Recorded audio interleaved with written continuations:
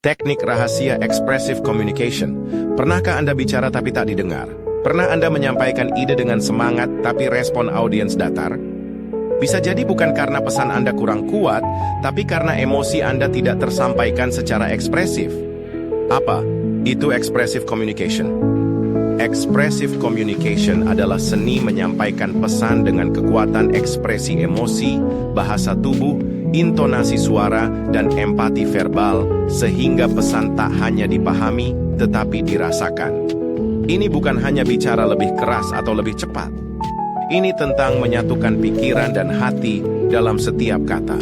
Manfaat expressive communication: membangun koneksi emosional yang kuat, membuat pesan lebih mudah diingat dan berdampak, menyentuh emosi audiens bukan sekadar logika, meningkatkan influencing power dan kepercayaan. Cocok untuk presentasi, negosiasi, edukasi, hingga konten video. Teknik rahasia expressive communication. 1. Gunakan emotional coloring dalam suara Anda. Ubah nada, tempo, dan intonasi untuk menekankan rasa, antusiasme, kesedihan, kekhawatiran, harapan. Suara adalah pembawa emosi. Gunakan jeda dramatis. Ulangi kalimat penting dengan penekanan. 2. Mata adalah jendela emosi. Latih kontak mata yang tulus. Saat berbicara, jangan hanya menatap. Lihat audiens Anda seolah Anda benar-benar ingin mereka mengerti perasaan Anda. 3. Gerakan tubuh yang terintegrasi. Gunakan tangan untuk menegaskan poin penting. Gerakan tubuh selaras dengan pesan membuat komunikasi lebih hidup dan bermakna. 4. Gunakan frasa emosional. Alih-alih berkata, "Saya paham," coba katakan, "Saya bisa merasakan betapa beratnya hal itu bagi Anda." Pilih kata yang menggugah perasaan, bukan sekadar menjelaskan. 5. Berani menunjukkan emosi asli. Tidak semua harus terlihat kuat dan formal.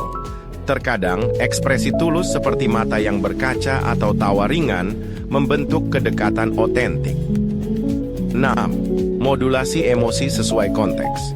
Ketika situasi serius, gunakan intonasi tenang dan empatik. Saat motivasi, naikkan energi dan gunakan bahasa tubuh dinamis. Jangan tampil datar saat Anda ingin audiens merasa terangkat.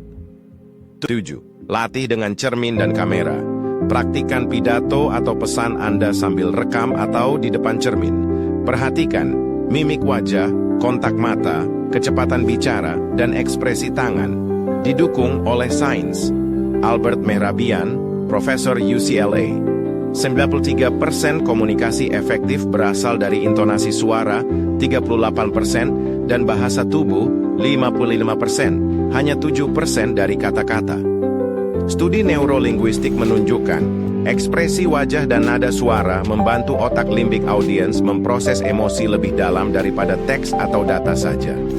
Kesimpulan, komunikasi bukan hanya tentang bicara, tapi menghidupkan pesan. Expressive communication bukan sekadar kemampuan, tapi senjata pengaruh dan keaslian.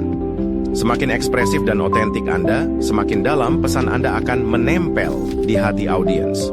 Mulai hari ini, sebelum menyampaikan pesan, tanyakan pada diri, apakah aku hanya akan bicara atau membuat mereka merasa sesuatu?